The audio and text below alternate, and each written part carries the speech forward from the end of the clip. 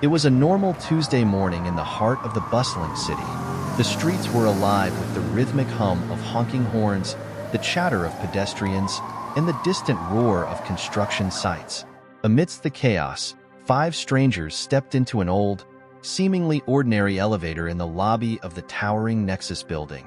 The elevator doors slid shut with an eerie finality, and a low hum vibrated through the small space. As the elevator began its ascent, the lights flickered, and a strange sensation washed over the passengers. The familiar numbers on the control panel vanished, replaced by a single, glowing symbol they couldn't decipher. Moments later, the elevator stopped with a jolt. The doors slid open to reveal a dimly lit hallway that none of them recognized. "Where are we?" muttered Emily, a young graphic designer, peering out with a mixture of curiosity and trepidation. "I don't remember there being a floor like this," said Mark, a middle-aged businessman, his voice tinged with unease. The group hesitated, but curiosity won over caution. They stepped out into the unknown, unaware that their lives were about to change forever. The hallway stretched out before them, lined with doors on either side. The air was thick with an oppressive silence, broken only by the faint echo of their footsteps. The walls were covered in a shifting, iridescent wallpaper that seemed to move when no one was looking directly at it. "Maybe it's some sort of art installation," suggested Claire, a college student with a penchant for urban exploration. "Only one way to find out," replied Jamal, an IT specialist, as he reached for the nearest door handle. He turned the knob and pushed the door open. Instead of another room, they found themselves looking at a vast, open field under a sky swirling with unnatural colors. The sight was mesmerizing yet unsettling, like a dream teetering on the edge of a nightmare. "Okay, this is definitely not part of the building," said Sarah, a retired teacher with a keen sense of intuition. "We need to be careful." They stepped into the field, and the door closed behind them with a soft click. Almost immediately, a sense of disorientation hit them. The ground seemed to shift beneath their feet, and the horizon wavered like a mirage. "Do you feel that?" Emily whispered. "It's like everything's changing around us." Suddenly, the field transformed into a dense forest, the trees towering above them and casting long, dark shadows. They heard whispers in the wind, voices speaking in a language they couldn't understand. Panic began to set in. "Let's stick together and find a way back to the elevator," Mark urged, trying to keep his composure. But as they turned to retrace their steps, the door had vanished. In its place was a twisting path that seemed to lead deeper into the forest. With no other choice, they followed the path, each step taking them further from the world they knew. The forest grew darker, and the whispers grew louder, filling their minds with fragmented memories and half-forgotten dreams. "Something's playing tricks on us," Claire said, her voice trembling. "I feel like I'm forgetting things, important things." "Me too," Jamal agreed. "We need to find the source of this. Maybe then we can understand what's happening." As they continued, they came across a clearing where a large, ancient tree stood. Its bark was covered in strange runes that pulsed with a soft, blue light. At the base of the tree was a small, ornate door. "This has to be it," Sarah said. "This tree is connected to whatever brought us here." They opened the door and found themselves in a dimly lit room, filled with shelves of old, dusty books. At the center was a large, wooden desk, and behind it sat a figure cloaked in shadow. "Welcome," the figure said in a voice that echoed in their minds.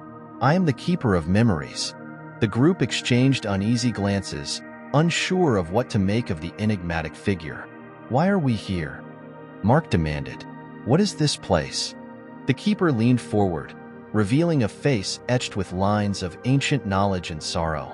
"You are in the realm of forgotten memories, a place where lost thoughts and hidden truths reside. The elevator you entered is a portal, one that few find and even fewer return from. How do we get back?" Emily asked, her voice tinged with desperation. The keeper's eyes glowed with a soft, otherworldly light. "To escape, you must confront the memories you have forgotten and the truths you have denied. Each door in this realm leads to a part of your past, a piece of the puzzle that is your true self." "But why us?" Claire asked. "Why were we chosen?" The portal seeks out those who are at a crossroads in their lives, those who need to face their past to move forward, the Keeper explained. You must find the doors that hold your memories and face what lies within. With that, the room began to shimmer and dissolve, and they found themselves back in the forest, the path now splitting into 5 different directions. Each path seemed to call to them individually, pulling them toward their own personal journey. Reluctantly, they separated, each heading down their designated path. Emily found herself in a childhood home she had long forgotten, filled with the laughter and tears of her past. She revisited moments of joy and sorrow, understanding the roots of her fears and dreams. Mark walked through the halls of his old office, confronting the choices that led him to sacrifice his family for his career. He faced the ghost of his regrets, finding a way to forgive himself and seek redemption. Claire wandered through a high school art studio, where her passion for creativity was stifled by doubt and criticism. She rediscovered her love for art and the courage to pursue her true calling. Jamal navigated the corridors of his first job, reliving the struggles and triumphs that shaped his identity.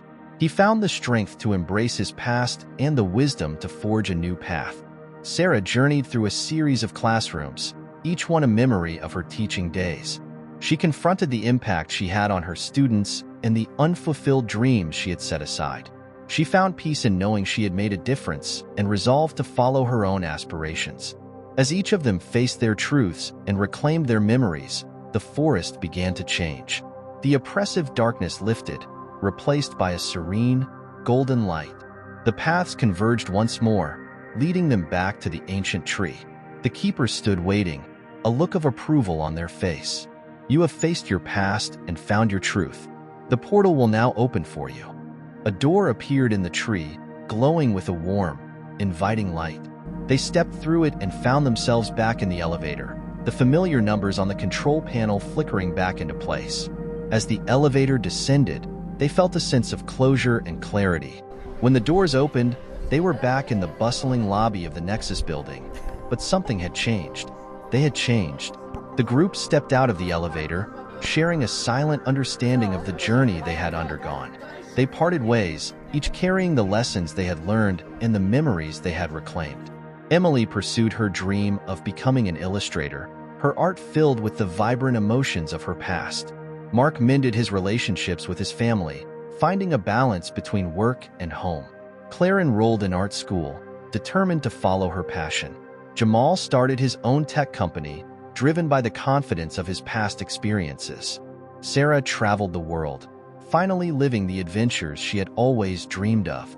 Though their paths diverged, they remained connected by the extraordinary experience they had shared.